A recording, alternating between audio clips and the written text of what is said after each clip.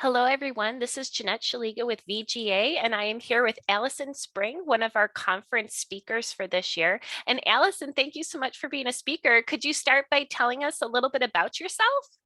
Well, I'm a professional genealogist. I live in Glasgow, Scotland, and I've been researching my ancestors for about 40 years now, not professionally for the whole time, but it's something that I find fascinating and, of course, addictive.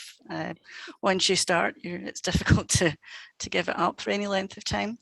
I started really because I was interested in my father's Highland ancestors, and it was something that I hooked me in really, and it's been fascinating to learn about his and my mother's side as well. Yeah, what you said about being addicting. I think everyone can relate to that, of course. How old were you when you got started with genealogy? I would think about 18, 17 or Yeah. 18. Yeah. Was there a specific event that happened that made you go, huh? I don't think so. I had a friend who was interested in tracing his ancestry as well. So we decided together that we would go to the record office in Edinburgh. And I made a huge blunder that day. I went up completely the wrong line, but fortunately my mother spotted it when I came home and showed her. And she said, "No, no, that's not the right people at all." So I had to go back and start again. Good. It was good that she spotted it.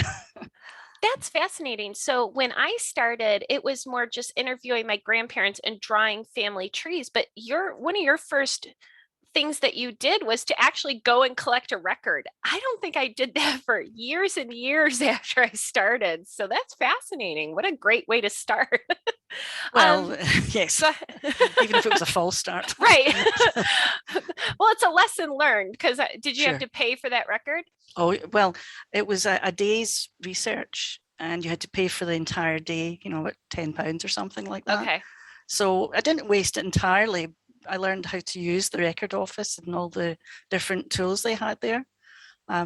But it was a fun time learning how to do things. Things have changed a lot. You don't go in and get taken to the actual records anymore.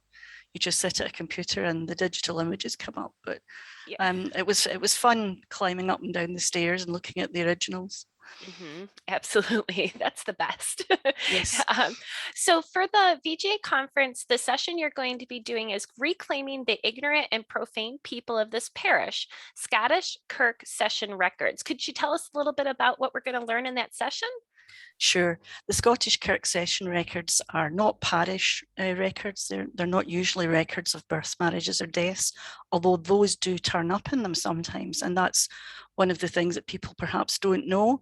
If they can't find a birth or a marriage or a death in the normal parish registers, this is the next port of call.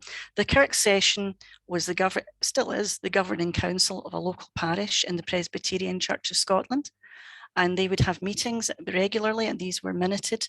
And so these minutes have survived, and many of the local people are named in them. If they were misbehaving, they were called in front of the council to account for their behaviour and be reprimanded or punished. And there are many other fascinating snapshots into parish life as well. And ordinary people are named, and that's what I love about them. It's just the ordinary people of the parish. That does sound intriguing. I can't wait to hear your session. So thank you so much, Allison, for being one of our conference speakers this year. You're welcome.